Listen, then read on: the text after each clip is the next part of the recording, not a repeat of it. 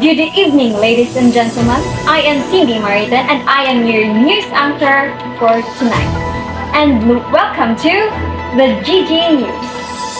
So, we begin tonight with this headline or report that is entitled Occupational Health and Safety Procedures.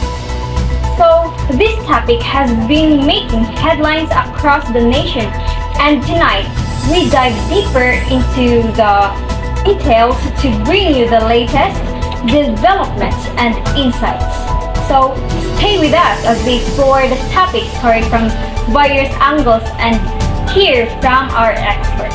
So, let's hear from Ms. Rosette, our news reporter for tonight.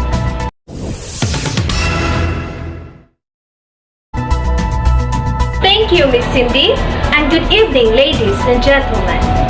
Tonight, we are going to dwell to a topic that affects us all. Whether we work in an office like this one or in a completely different setting, we're talking about occupational health and safety procedures, the guidelines and practices that keep employees safe and healthy at their workplace. The crucial step in OHS is identifying workplace hazard. This involves recognizing anything that could potentially harm the employees, such as slippery floor, faulty equipment, or even ergonomic issues like improper desk setups.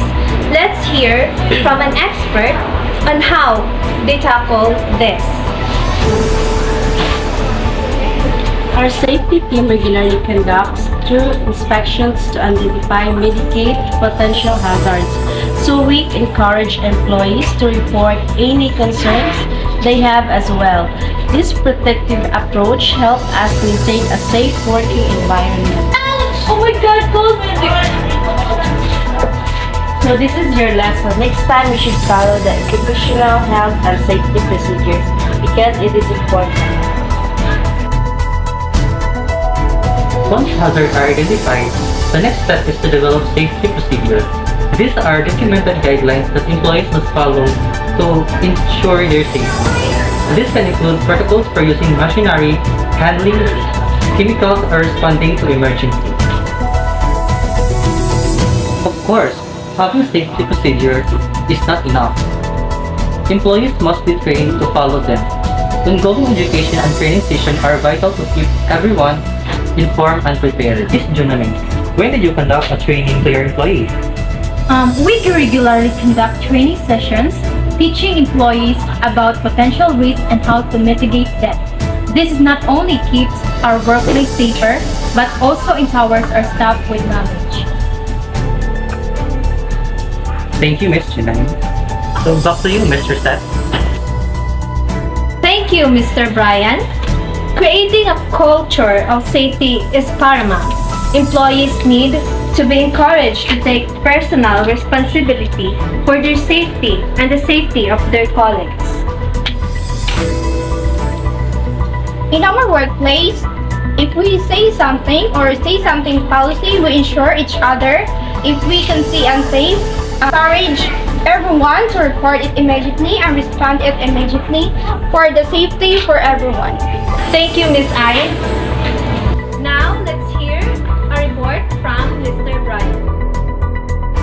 To ensure the compliance with safety procedures, employees should wear PPE. So, ma'am, can you elaborate the importance of wearing PPE? Protective gear. One of the most important occupational health and safety procedures is to wear the right protective gear.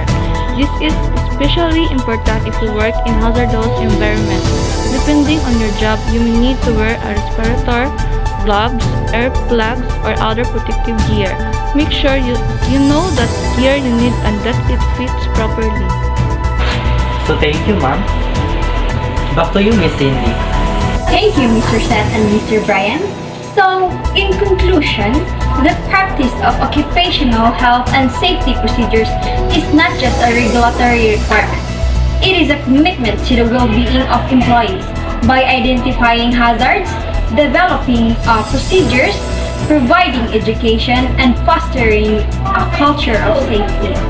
Organizations can create workplaces where everyone goes home safely at the end of the day. Report. I am Cindy, reminding you that safety should always be a top priority.